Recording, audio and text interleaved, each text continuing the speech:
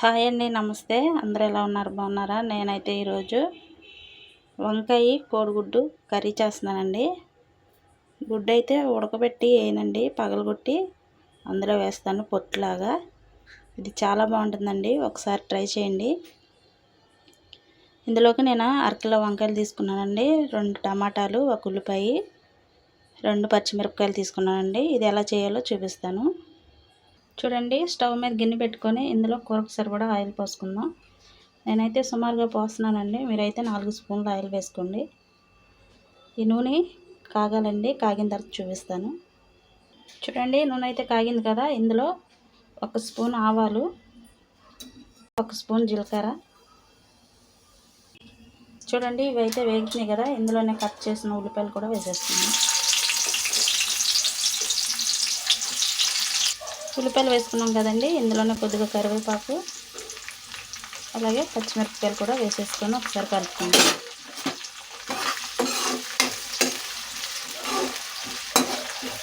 ఇవి కొద్దిగా కలర్ రావాలండి. అయితే వేగుతుంది కదా, ఇందులోనే 1 స్పూను అల్లం వెల్లుల్లిపాయ పేస్ట్ వేద్దాం. వేసుకొని ఇది పచ్చివాసన పోయేంత వరకు వేపుకుందామండి. కలిపేసుకుందాం. ఇది చూడండి, ఇవైతే ఉప్పు వాటర్లో వేసాను కట్ చేసి వంకాయలు. ఒకసారి క్లీన్ చేసుకుందామండి. అలాగే మళ్ళీ కొద్దిగా వాటర్ పట్టుకుందామండి. చూడండి, ఉల్లిపాయ ముక్కలు అయితే వేగినాయి, అల్లం వెల్లుల్లిపాయలు కూడా వేగిపోయినాయి కదండి. ఇందులో వంకాయలు వేసేసుకుందాం. చూడండి, వంకాయలు వేసాను కదా, ఇందులోనే కొద్దిగా సాల్ట్ వేసుకుందామండి. వంకాయ ముక్కలు కండ్రట్టకుండా ఉంటాయి. ఒకసారి కలిపేసుకుందాం. సేపు నూనెలో మగ్గనిద్దామండి. మూత అయితే పెట్టేసుకుందాం. ఒకసారి చూద్దామండి, ఒకసారి కలుపుకుందాం. చూడండి, వంకాయ ముక్కలు మగ్గుతున్నాయి కదా, ఇందులోనే కొద్దిగా పసుపు వేసుకుందాం. చూడండి, పసుపు అయితే వేసేసుకుంటున్నాను. అలాగే టమాటా ముక్కలు కూడా వేసేసుకుందాం. ఒకసారి కలుపుకుందామండి. ఈ టమాటా ముక్కలు, వంకాయ ముక్కలు బాగా నూనెలో మగ్గాలండి. మూత పెట్టేసుకుందాం. చూద్దామండి, ఒకసారి కలుపుకుందామండి. చూడండి, టమాటా ముక్కలు కూడా మెత్తగా ఉడికిపోయినాయి కదా. ఇప్పుడు ఈ వంకాయ ముక్కలు సైడ్కి లాక్కొని ఇందులోనే గుడ్లు పగలగొట్టుకుందాం.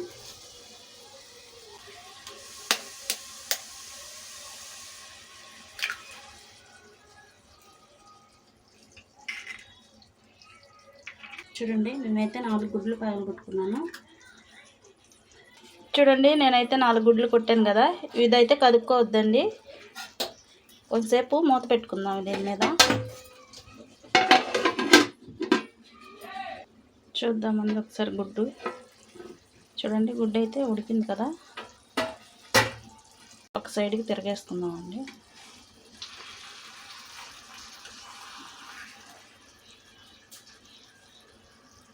చూడండి, గుడ్డు అయితే తిరగేసాను కదా. కొంతసేపు మూత పెట్టుకుందామండి. చూద్దామండి ఒకసారి. చూడండి, గుడ్లు అయితే ఉడికినాయి కదా. ఇందులోనే కొద్దిగా కారం వేసుకుందామండి. 1 స్పూన్ కారం వేసుకుందాం.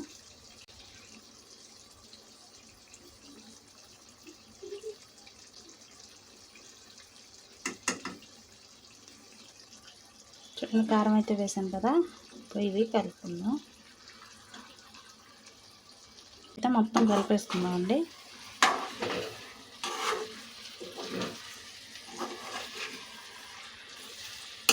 చూడండి, కలిపేసాను కదా. ఇందులో ఉప్పు సరిపోయిందేమో ఒకసారి చూసుకుందామండి. ఇందులో అయితే ఉప్పు సరిపోలేదండి, కొద్దిగా వేసుకుందాం. ఉప్పు వేసుకున్నాం కదండి, ఒకసారి కలిపేసుకుందాం.